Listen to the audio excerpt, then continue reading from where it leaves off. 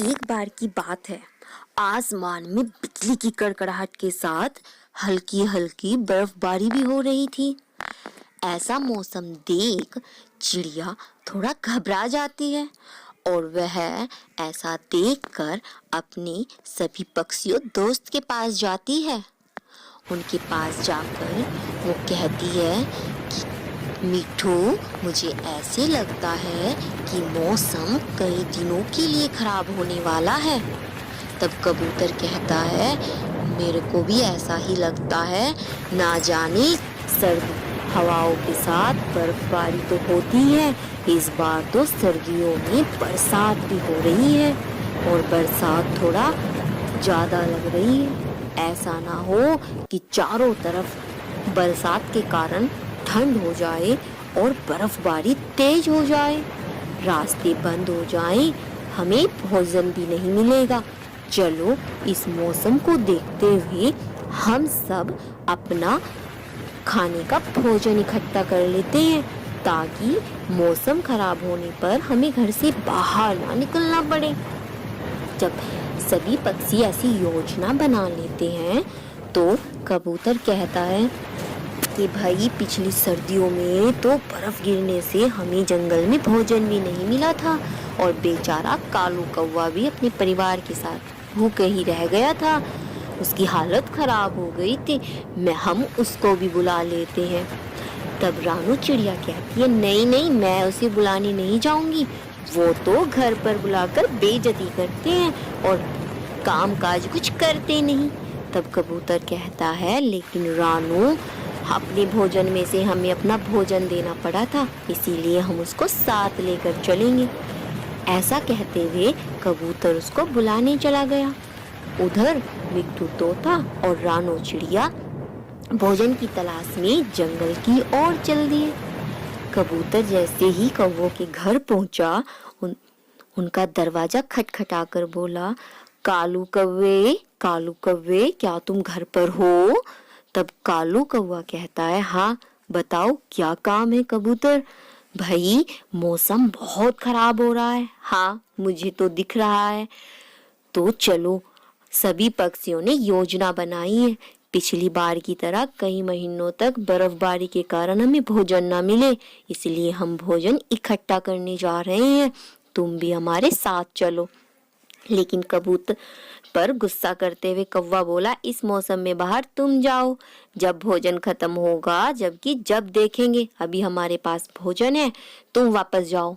मैं नहीं इस मौसम में बाहर जाने वाला, और वैसे भी इतनी सर्दी हो रही है, ऊपर से हल्की हल्की बरसात भी हो रही है।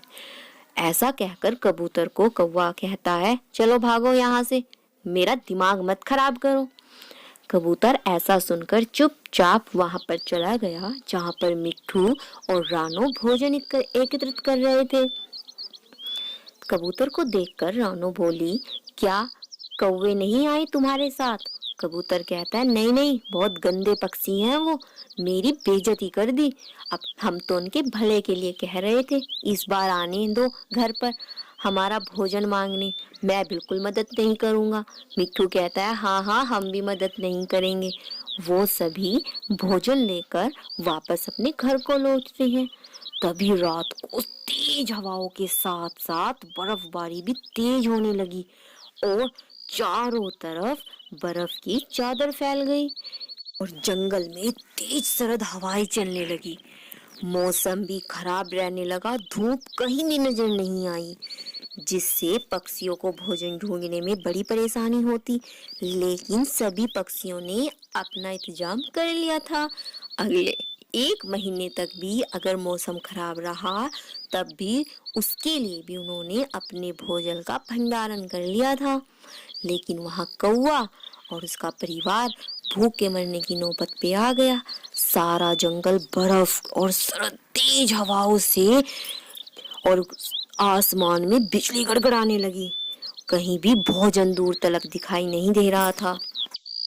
वहीं गोरी कौवी कहती है कौवे से, कहीं से भी लाओ, भोजन लेके आओ, मुझसे भूखा नहीं रहा जाता। तब आया था कबूतर, तुम उसके साथ चले जाते तो तुम्हारा क्या बिगड़ जाता। आज सभी पक्षियों की तरह हम भी अपने घर में खुशहाल रहते, जैसे सब पक्षी अपना भोजन इकट्ठा करके रह रहे हैं। सभी अंदर आग जलाकर अपने हाथ पंखों को सेक रहे हैं और एक हम भूखे भूखे दर बदर भटक रहे हैं। तुम इतने आलसी हो ना, अगर तुम पक्षियों के साथ चले जाते तो तुम्हारा क्या बिगड़ जाता। तब कौवा बोला, तुम भी तो थी ना, तुम भी तो जा सकती थी ना। मौसम कितना खराब है, क्या तुम्हें नहीं दिखाई दे रहा।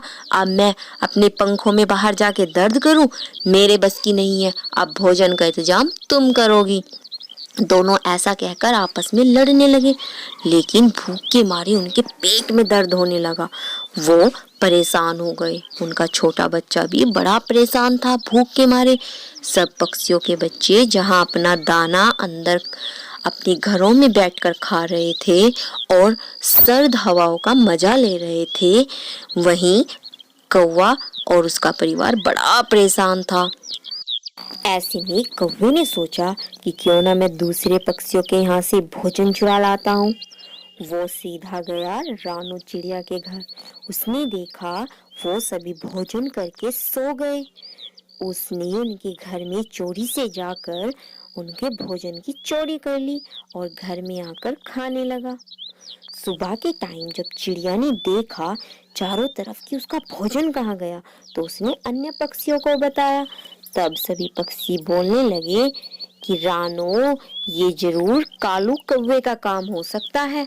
वही भोजन एकत्रित नहीं करता और ऐसे उसमें चोरी करता है। चलो हम उसको अभी सबक सिखाएं। सभी पक्षियों ने उसके घर जाकर देखा तो वो अब भोजन कर रहे थे।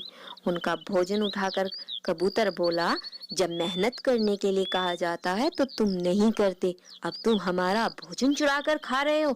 तब गोरी कहती है, नहीं, इसे हम लेकर आई हैं, ये भोजन हमारा है। तब कबूतर कहता है, मौसम इतना खराब है, कहीं दूर तक भोजन नहीं नजर आ रहा, और ये रानू बहन का भोजन है जिसको तुम्हारा पति चुरा कर लाया है। ऐसा कहकर कबूतर सारा भोजन उठाता है और रानू चिड़िया को देखकर कहता है कि तुम अपना ध्यान रखा करो, अपने सभी दरवाजे अच्छे से बंद कर लेना। वैसे भी जो मेहनत नहीं करता उसे भूखा ही रहने दो।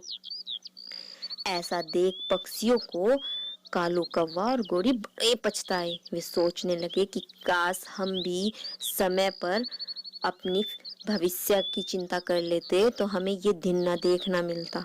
तो बच्चों, इससे हमें सीख मिलती है कि हमें अपने भविष्य के लिए मेहनत करनी चाहिए और अपने भविष्य के लिए हमें सभी चीज को सुरक्षित रखना चाहिए। तो ऐसी ही प्यारी प्यारी कहानियों के साथ हम फिर मिलेंगे आपसे। तब तक के लिए आप चैनल को लाइक शेयर सब्सक्राइब कर देना। साथ ही साथ आपको ये वीडियो कैसी लगी आप हमें कमेंट में जरूर बताना। आप किस उम्र के हैं और कैसी कहानियाँ आपको पसंद है, आप हमें कमेंट में जरूर बताना। तो चलिए मिलते हैं हम आपको नेक्स्ट स्टोरी के साथ। तब तक के लिए जय हिंद, जय भारत।